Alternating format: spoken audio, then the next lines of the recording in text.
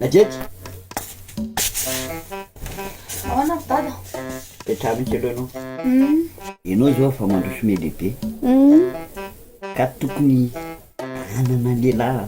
zay fa lehibe ahoana koa e sady anambady ahoana samy de tsy hainao ianao zao fa mahay mandeha trafo mahay manasa vily ie efa mahay mitazona koko tazona tsy azoko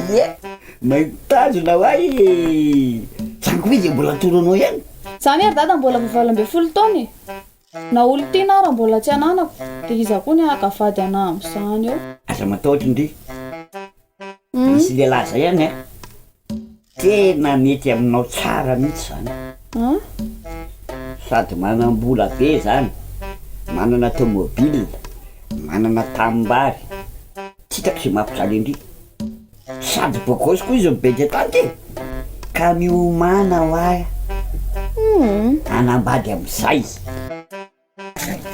Igasilina, mora sady ampazera anay eto nomenao patron. Za mihitsy nefa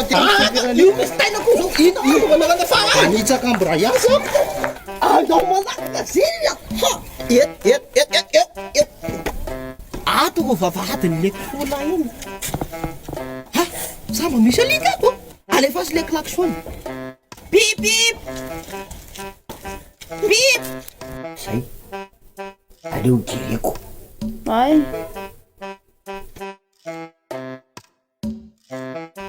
Yakur baba ahoana ary ngatsy mitondra tomobile ny tomobile lanina sasa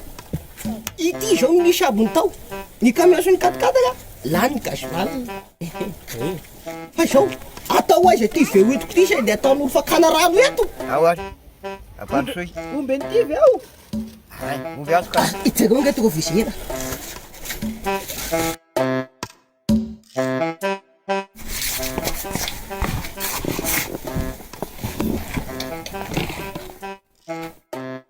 tegna ohatrany hoe na simba zaza zao mijery rakitro simba zaza efa nilazaiko anao fa ho avy le olona io ile dada ny anarany izy zany io hitanao izy somary bebe takolaka bebe kibo lavalava alikalika kely alikalika kely maninaka fanalika ohatr'izany ianako ano alika fa de nrasanay sao calme bebe tranquille zao very dada sao de verina fa pana raha maso ka tsy mahita an'izao aratsiana meo papan'izao jerenge ny orona e ohatran'ny orona kisoa jereko mihina-paharaky za aloha tena tsy tia ny oro dada ka tena mariny izao ny fitiavako mianabady anao raha zany tsy papatinao zany